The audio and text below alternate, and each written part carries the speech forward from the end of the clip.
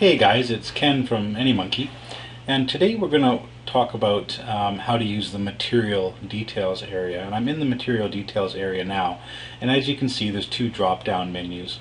The first menu at the top is called Select Category, and what that is if you click on that you're going to see things like drains, plumbing stacks, vents, gutters, flashings, whatever you want to add in this. And you add things in here by going to the admin panel and then clicking on materials, and that's where you build your categories and you build your material database.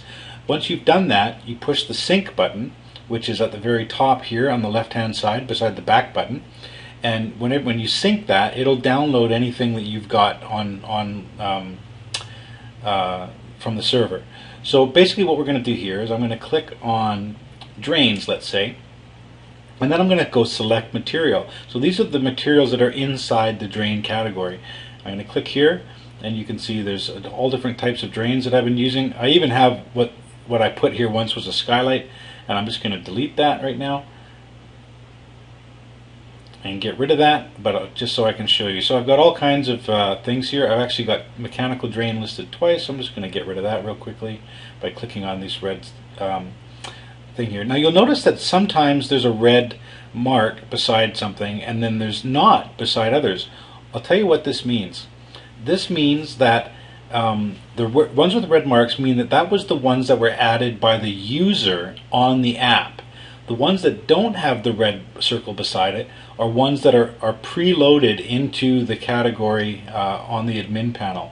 The way you add something when you're in the app, let's say you're standing on a roof and you happen to see a 4-inch drain. See how there's no 4-inch drain here? So I'm going to click on the plus sign on the right of the top there, and under drains I'm going to go select category. I'm going to select drains, and then I'm going to write in here 4-inch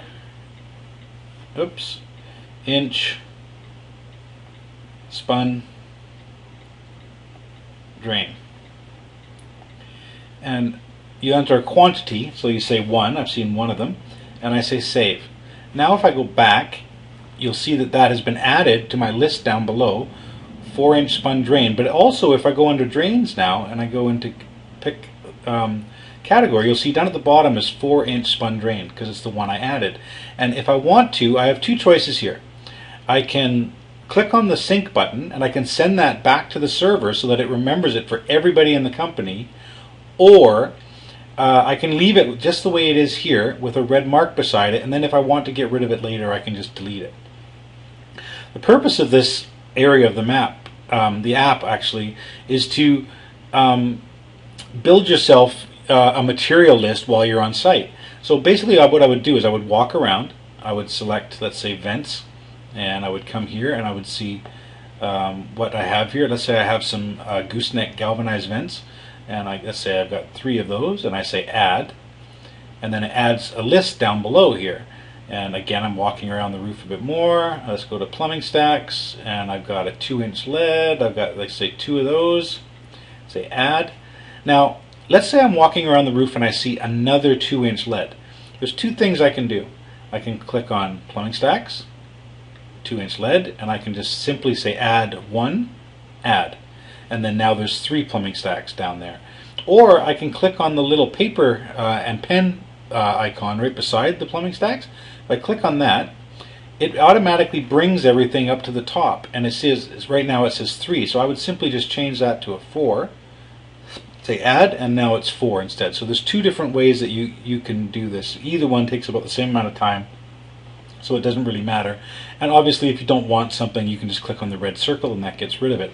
So you build your estimate while you're here in this area here, and let's say I have some EPDM fully adhered gutter and I have 300 feet, and I say add.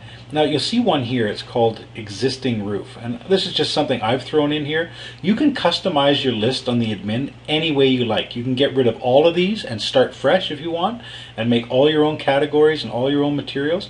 But the reason I have existing roof here is like this. Let's say I'm at the job and I want to know what's on the roof. I've checked it and I found out here that there's a 1-layer cedar on plywood for whatever reason. Usually it's on strapping, but in this case it was on plywood. So what I'm going to do here is I have to give it a quantity. I'm just going to say 1, and I'm going to say add. At least that tells me now that the existing roof system is 1 layer cedar on plywood.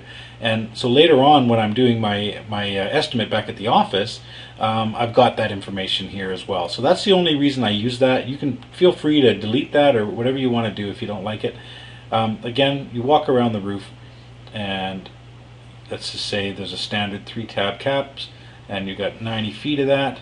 So you just say add, and you've built yourself a list of things that you want to do. What I'm going to do now is I'm going to click on the Generate Report button down in the bottom right. And I'm going to select Material Details, and then I'm going to say Done, and I'm going to say Generate Report. What that does now is it creates a PDF, a nice, simple, easy to read PDF that you can use. You can print that out, and you can use that when you're sitting there at your desk entering things in. You can just grab this sheet here, and then it gives you a list of all the materials that you have. That's it for the material detail section. Come and see us again. Thanks very much.